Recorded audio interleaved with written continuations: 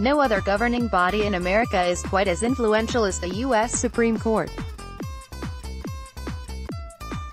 They've affirmed or struck down key social issues, so it is not a surprise that they chimed in on sports gambling. For the states that legalize sports gambling, millions of potential revenue is set to flow through their state borders. Not unlike marijuana legalization in states like Colorado, who regularly bring in over $150 million just in weed taxes. There's also the pro sports leagues and amateur athletic conferences trying to secure a profit from gamblers. We're at a point in American history where the populace has a strong say in how social issues play out, and a billion-dollar revenue stream like sports gambling is what most people across the board want. All told, depending on how gambling revenue is allocated, college football competitiveness could be in the proverbial crosshairs. Sports gambling will tip the disparity pendulum in college football exclusively to the Power 5 programs. Similarities between marijuana legalization and sports betting. The legalization of sports betting has a similar feel to marijuana legalization, as hot-button issues that have become socially acceptable. For years, general gambling and marijuana use were demonized as purely addictions. Today, only 4 states abstained from legalizing marijuana in some capacity since marijuana first became legal in 2012. It's about voter acceptance at the ballot box. Amendment 64 in Colorado achieved nearly 1.4 million votes en route to becoming law. It would seem that now is the best time to legalize sports gambling. Previous generations would have scoffed at the idea that gambling on a game could be a sustainable leisure activity. 20 states have legislation in the pipeline to legalize sports betting. Sports betting won't be legal overnight, but that so many states made such arrangements before the Supreme Court ruling indicates a trend amongst its populace that sports betting, like marijuana legalization, is what voters want. States cash in. The Supreme Court's decision to legalize gambling allows individual states to cash in on a lucrative vice.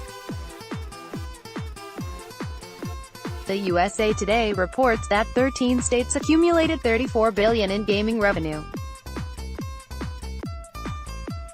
Las Vegas lead the way with over $10 billion in revenue. Also on that list are states like West Virginia, $948 million, Mississippi, $2.25 billion, New Jersey, $3.05 billion, and Pennsylvania, $3.16 billion, who have also passed recent bills paving the way for full-scale sports betting in their states. For New Jersey, part of that revenue stream is filtered back to senior citizens in New Jersey schools. In Pennsylvania, only 2% of casino revenue goes back to the state, and it's still $3.16 billion. This money is used for tax and wage reduction in the state. States will only net about 1.5 cents per dollar bet through sports gambling. But if you were set to inherit 0.0025% of a billionaire's estate, you'd be a happy camper. States will make more money than if there was not sports gambling. That's good enough for them. A Stern effect. In 1991, David Stern, NBA commissioner at the time, testified against legalizing sports betting. Legislation banning sports betting outside of Nevada was called the Professional and Amateur Sports Protection Act of 1992. More than 25 years later, even Stern promotes a different approach to sports betting. He said in the following YouTube clip, "When factoring in technological advancements, it's such a sophisticated approach now. If we can get the sports league and the industry together, we can wind up having a serious, regulatory ability to make it even stronger to protect the integrity." This analysis aims to refute worries that corruption would envelop professional and college sports.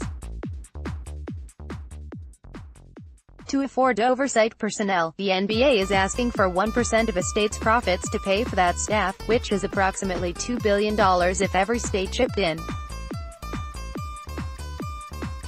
Perhaps if the revenues are high enough, money could be allocated to people in the margins who become addicted to sports gambling.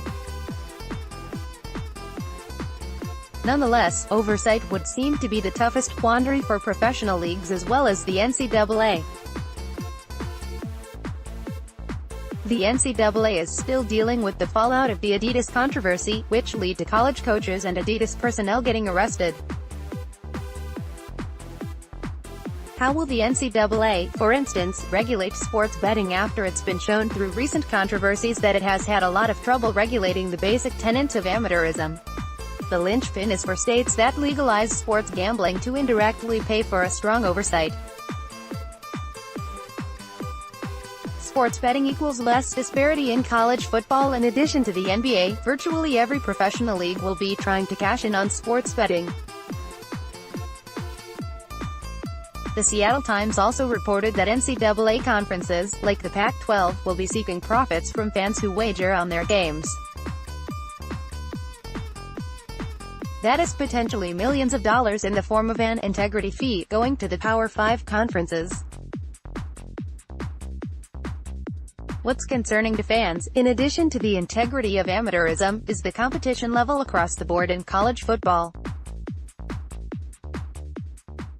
When Power 5 schools rake in $6 billion, and all other schools combined only account for $4 billion in revenue, it stands to reason that the disparity in college football is widening. That won't change with sports betting. The Power 5 conferences can clean house regarding integrity fees. Would Ohio State be content with the same amount of betting revenue as Buffalo? More gamblers bet on Ohio State games. You'd think Ohio State in that situation would attempt to negotiate for more. Small schools will receive the same benefit from this Supreme Court decision as the WNBA would in the professional league market. That means less competitiveness and disparity in college football with regards to funding. The bigger, more popular schools bring home the paychecks while small schools in the WAC or MAC are on the outside looking in. Conclusion: there are many arguments surrounding pro-sports betting. In one regard, sports betting is a lot like recreational marijuana use. It's what the majority of Americans want. It's become socially accepted as leisure activities. Sports betting will also help states financially, thereby directly helping public schools, senior citizens, or a state's wage reduction. The biggest issue is how pro leagues and the NCAA regulates gambling among its players and staff. Also important is how each person involved in promoting or benefiting from legalized sports gambling can help those who unfortunately become gambling addicts. Another issue is the financial disparity in college football. The competitiveness of college football is a real concern today. In 5 years, that gap could widen if certain schools receive the lion's share of sports gambling profits. Whether you like the Supreme Court's decision or if you loathe those 6 justices who voted for sports gambling, it is emphatically here to stay.